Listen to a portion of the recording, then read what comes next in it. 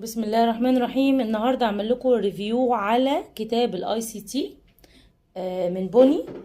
الكتاب سعره 115.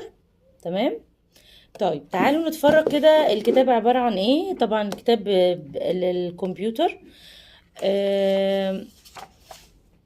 الاول بيشرح الدروس بصور وأسئلة توضيحية وفي معلومات إضافية توضيحية من خارج الكتاب. تمام. بعد كده بعد كل درس في أسئلة صح وغلط واختيارات وتوصيل. تمام، زي أي كتاب خارجي. اللي عجبني بقى في الكتاب ده الدرس التاني. بالنسبة لسنة رابعة طبعا عارفين ان في امتحانات المدارس او امتحانات المحافظات.